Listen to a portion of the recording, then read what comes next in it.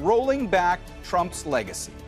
Joe Biden moved to scrap many of his predecessor's policies on his first day. But after 4 tumultuous years of Trump, can the new president bring some normality back to the White House and repair fractured relations around the world? This is Inside Story.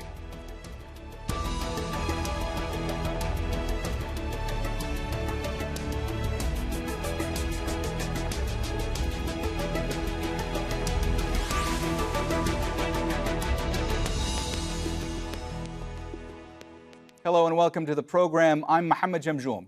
After one of the most bitterly contested and chaotic elections in American history, Joe Biden, the 46th president of the United States, has begun his term in office, vowing to press forward with speed and urgency. Within hours of being sworn in, Biden kicked off his term signing 17 executive orders to reverse some of his predecessor Donald Trump's most contentious policies. They included repealing Trump's travel ban on some Muslim-majority countries, halting construction of the border wall with Mexico, and rejoining the Paris Climate Accord. Mike Hanna begins our coverage from Washington, D.C. The 46th President of the United States arrives at his new residence, and he kept to his word and went immediately to work. His first action in the Oval Office was to sign a series of executive orders striking at the heart of his predecessor's policy legacy. The mask in the Oval, another striking departure. And the first order I'm going to be signing here relates to COVID, and it's requiring, as I said all along, where I have authority, mandating masks be worn, social distancing be kept on federal property, on interstate commerce, etc. Also among the orders, the return of the United States to the Paris Climate Accord, a reversal of the decision to leave the World Health Organization, the lifting of the ban on travel from some Muslim-majority countries, and an immediate cancellation of the state of emergency that Donald Trump proclaimed in order to begin building a wall on the Mexican border. These are actions done at the stroke of a pen, but other fundamental changes, such as a new coronavirus relief bill and immigration reform, will require the cooperation and participation of Congress. Please raise your right hand. And in the Senate, the new vice president swore in 3 new Democrat senators. In a chamber now split 50-50, it's the 49th vice president who will have the casting vote as a new Senate majority leader takes over. Today, the threat to our democracy from the presidency itself has ended. But the challenges we face as a nation remain. In the wake of violence and division, hatred and mistruth. And from the Republican leader, warm words for Joe Biden, who came to this chamber as senator for Delaware 49 years ago. So I congratulate my friend from Delaware. Look forward to working with him as our new president wherever possible. And as it gets to work, the Senate approves the first of the new cabinet appointments. Avril Haines is confirmed as Director of National Intelligence by 84 votes to 10, marking a bipartisan start to the new Senate. Then the renewal of an old tradition that had fallen into disuse in recent months, the first of what are intended to be daily briefings by the new press secretary under this guidance from the president. His objective and his commitment is to bring transparency and truth back to government, to share the truth even when it's hard to hear, and that's something that I hope to deliver on in this role as well.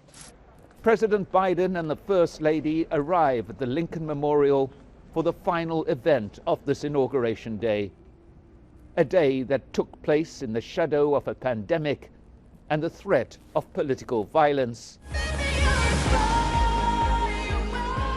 but which ended in the celebration of what the new president promises is the beginning of a better and kinder era. Mike Hanna, Al Jazeera, Washington.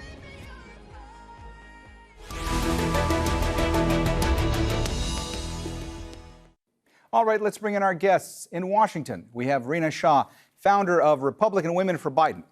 In Ifran, in Morocco, Nizar Messari, Associate Professor of International Studies at Akhawayn University, And also in the United States, in Atlanta, Jill Cartwright, writer and Georgia organizer at Southerners on New Ground Power.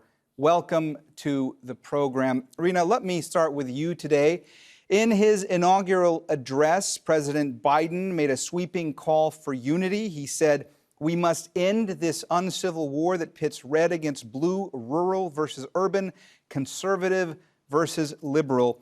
With America being as divided as it is right now, do you believe this is possible? I believe it's absolutely possible. The American experiment hinges on that very thing, is that we are a very different nation. We are one that is diverse in so many ways, whether you talk about the geography, you talk about different demographics.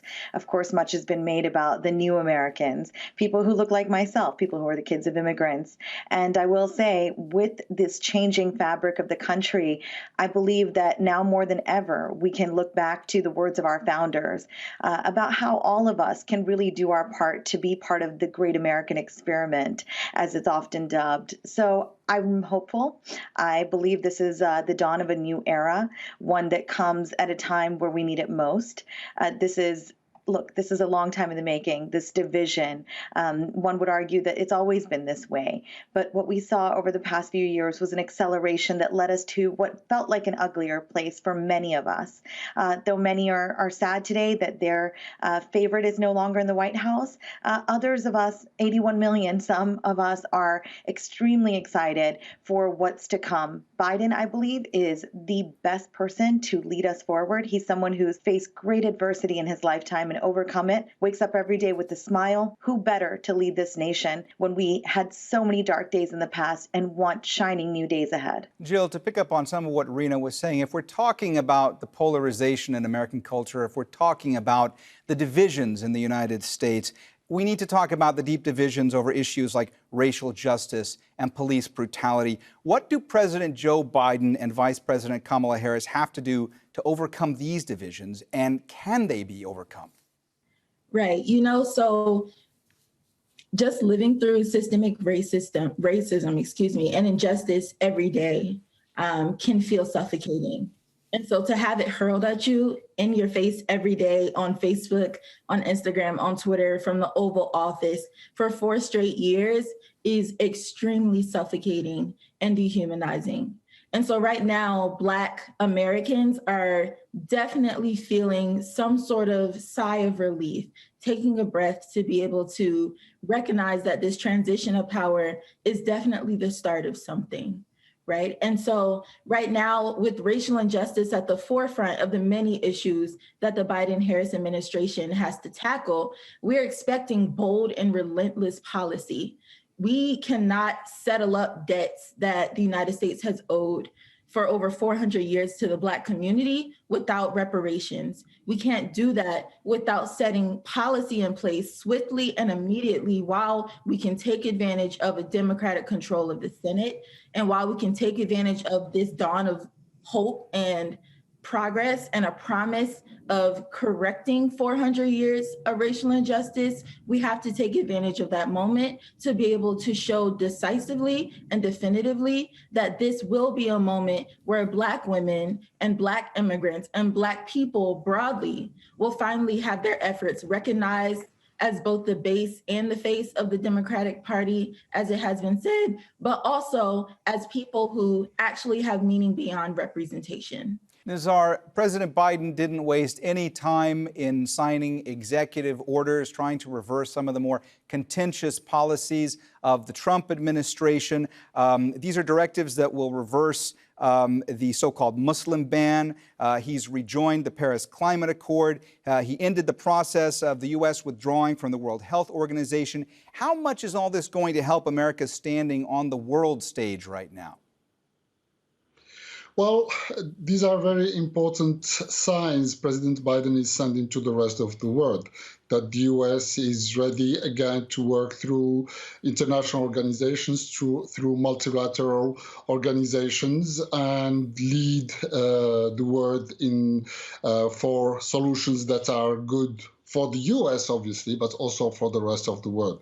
So multilateralism is back, and that's, I think, one of the main conclusions of the two acts, going back to the the climate change agreement and stopping the withdrawal from the World Health Organization. Multilateralism is back, and that's a very positive sign, and many world leaders have greeted that with a positive note themselves. But the word out here also expects acts and not only words.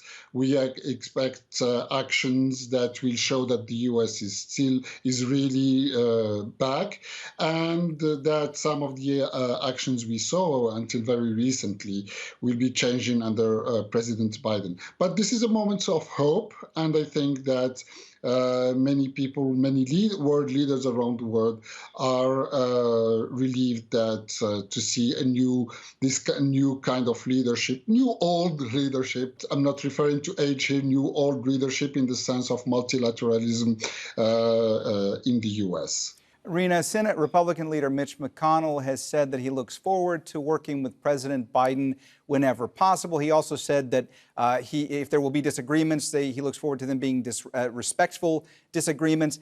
Of course, Joe Biden, he has said that he believes that he understands the Senate, that he's a deal maker at heart, that he can get beyond these contentious politics that exist in America right now. Do you think that will be the case? Is Biden so well studied in the ways of the Senate that he can reach across the aisle effectively and get legislation passed right now? Well, the very reason I thought Joe Biden was going to be the best person for this job is because of his experience in the Senate, as well as in the role of vice president. Frankly, I mean, there's nobody else that has this much experience on day one. He is not right now sort of sitting in the Oval Office relishing just the view like many former presidents did, just the awesomeness of being in the job. He's very well acquainted. On day one, we saw on minute one, frankly, that he hit the ground running. And look, many can be divided about how that work looks. Is it in the form of executive orders, which both sides of the political spectrum have had many disagreements about the role of the executive and its ever expanding role, frankly. But looking at a president now who has this vast experience from the Senate and who really can be the negotiator in chief that we need right now, because right now there's one very, very huge task ahead of him and the head of the president, as well as the leaders in Congress. And that is to negotiate a coronavirus relief package, something that brings economic relief to the people, as well as to do what is needed for the states to take care of its people. We're going to need tracking and tracing once the vaccine is properly distributed. Waking up in the U.S. this morning, if you were reading the headlines, you may have been shocked to see that what we learned as Americans is that the Trump administration had literally no vaccination plan, no plans to distribute it, no plans to acquire it, no plans to manage it. We are literally starting at square one today. Biden knows that. I believe that he has assembled around him in these past few weeks a very competent team, a team of people who are experts in their individual fields. That was not something the Trump administration did. He put largely loyalists as well as party favorites in a variety of roles, some very nonsensical. I will add, one of the most nonsensical ones on day one was Ben Carson, a neurosurgeon who ran for president himself under the Republican banner, who he appointed Housing and Urban Development. So it was things like that that just didn't make sense in the Trump administration. I realize that's a very small example, but it tells you right there that when a president leads, it matters how they lead. And I think right now, what we really need the most is truly a plan in place to take care of the coronavirus pandemic on our shores, because it's been exactly 1 year that it's been here.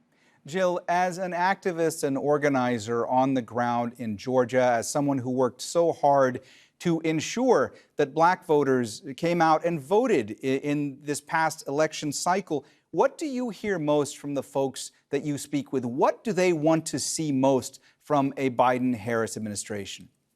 Yes, many of the people that fought with us and organized with us leading up to the Biden-Harris campaign victory had some of the same concerns that we are hearing Biden address and many folks mentioned right now. Thank you, Rina, for bringing up the importance of having a very clear plan on COVID vaccination rollout, not just in the US, not just domestically, but also being able to use the US's power as a global force and a global influencer to be able to get that vaccine also to low-income countries who haven't had that access thus far. We see the vaccines primarily going to more influential, more affluent countries across the globe. And so we definitely want to understand that injustice at home has been married to aggression abroad. And so that needs to go. That needs to always be working in tandem.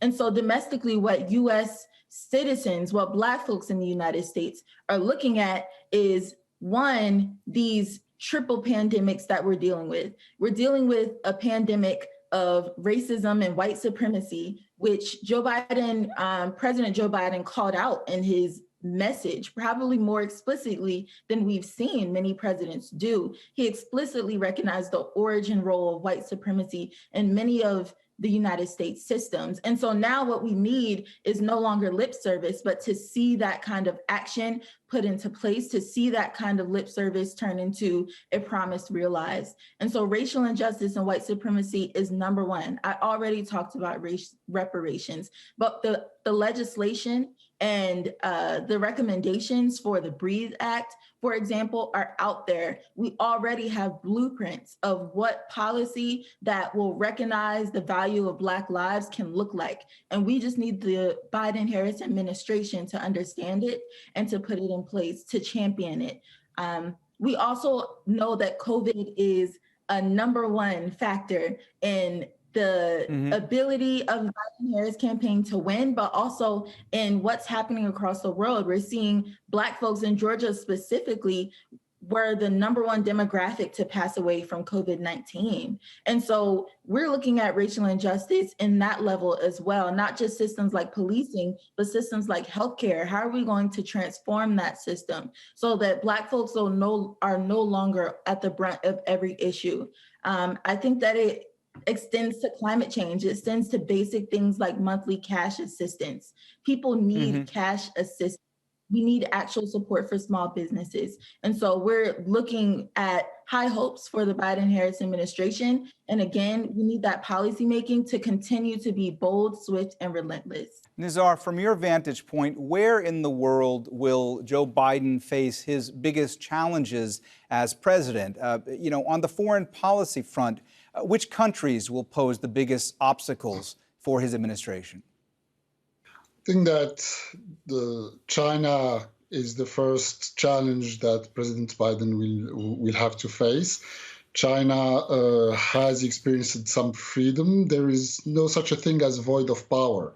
And with the withdrawal of the United States from the world stage under President Trump, or at least a different way of acting on the world stage under President Trump, China started advancing and defending its interests in a bold way. So we see China present, we see Russia increasingly also present, and we see regional powers. So the first one, so you asked where are the first main challenges. I see China as a main challenge, and I think that President Biden will be working with Japan and South Korea and the allies he mentioned yesterday, and he has been mentioning over and over again. So to strengthen the links of the U.S. with Asia's U.S. main the U.S. main allies in Asia, in order to be able to face China and compete with China. So this is something that will continue. China is a challenge. The other challenge is in our region, and I mean here Iran. Iran is certainly, when President Biden was vice president, he was part of the Obama administration that managed to strike a very promising deal with Iran, a deal that President Trump left very shortly after becoming president. And now we hear Anthony Blinken saying even a couple of days ago at the Senate that the U.S. will be going back to the agreement with Iran if Iran comes back, adheres again to the agreement. So there are conditions there, but this is a very important condition. One area I don't see President Biden giving a lot of attention, despite the statements of all the appointees of the president and even himself, is the Israeli-Palestinian conflict. And think that just like the Obama administration, a Biden administration will steer far from the Palestinian-Israeli conflict, and because it is a minefield, and it will be harder for them to make a difference. It will be easier to make a difference with Iran. It will be easier to establish the long-lasting relationship I'm sorry to interrupt you. with China that is necessary. Let me get back to you. Let me just get back to you in a minute, more specifically about Iran, because we're starting to run out of time. Rina, let me go to you and ask you this. Kamala Harris became the first Black American and the first person of South Asian descent to hold the office of vice president. What does this historic achievement say to you about where America is at right now, and does it make you feel hopeful? It's absolutely a moment of, wow, I have no words. I'm speechless. To see this woman ascend to power in the role that before her have been nothing but older white men. There's nothing wrong with older white men. I'm not saying that, but we as a country have put people in boxes far too much. And so while I applaud that she is a daughter of immigrants, much like I am, her mother was from India, like my parents are ancestrally from, I can look at that and say that's a great thing. But I can also say, let's look at who she is as a woman, as a person. First of all, as a first woman in that role, that's a fantastic thing. But beyond that, she comes with the most judicial experience of any former vice president. Any vice president that has held this role has never had what she has. And I think we ought to start to look at people for who they are rather than the things that they cannot change, like gender, ethnicity, the color of their skin. I really look forward to this era where we can celebrate her for who she is, while also applauding those very many firsts that are so important. So yes, I'm jubilant. I'm excited. I have 2 young daughters myself. They will never see when they grow, they will never have grown up in an era where there wasn't a woman in such a high position of power in our country. This was a long time coming. We needed it. And so I think she'll be an incredible partner to Joe Biden in this journey. But look, I mean, I voted for Biden and I wanted Trump out at all costs. But that doesn't mean that I won't hold Joe Biden as well as Kamala Harris and their administration accountable during their term. Nobody gets a free pass. And that's America. We have the right to criticize our leaders. And it's a beautiful thing. That is what this democracy and this republic is about. Rina, I look to the Republicans in Congress. I'm sorry to interrupt you. We only have about a minute left. I just want to give Jill the last point here. Jill, I just want to talk very quickly about another challenge that Joe Biden is facing. There's millions of Americans who don't believe that he won the election. How much is that going to undermine his legitimacy as president going forward? You know, the last time that we spoke, we addressed that in the sense that we know that this violent response on Capitol Hill to the outcome of the election, as well as the response that we're seeing across the nation with people rioting and trying to take a siege on state capitals across the US, is a response to Black people and other people of color actually using our voice, overcoming the barriers, the historic barriers that have kept us out of American systems of democracy, and using that to make a decisive stance on where we need to go and what we will not accept from the US government. And so that response, I think, is to be expected when you're used to getting your way no matter what for many years, and being told, honestly, by the head of state that you are special even when you riot, that you are loved even when you are denigrating other officials and entire groups of people in the United States. So it was a delusion, and we're seeing many of those same people they're still disillusioned on QAnon and other sorts of pro-Trump message boards and online, that misinformation that was being spread, you know, this is a reckoning moment, and the lies have to stop. And I think that they're starting to realize that, wow, maybe these were lies. Maybe we were wrong. If anything, I think that they're licking their wounds and others are grasping for straws. But we have definitively seen silence from the majority of the Trump camp. And so I hope that going forward, we can see some sort of unity in the form of accountability, as Rina mentioned, but also an understanding that free and fair elections where people of color are able to actually show their power that we've been owed for 400 years are not a threat to democracy. All right, we've run out of time, so we're going to have to leave the conversation there. Thank you so much to all our guests, Rina, Shah, Nizar, Messari, and Jill Cartwright. And thank you, too, for watching. You can see the program again anytime by visiting our website, aljazeera.com. And for further discussion, go to our Facebook page. That's facebook.com/AJ Inside Story. You can also join the conversation on Twitter. Our handle is @AJ Inside Story. From me, Mohammed Jamjoom, and the whole team here, bye for now.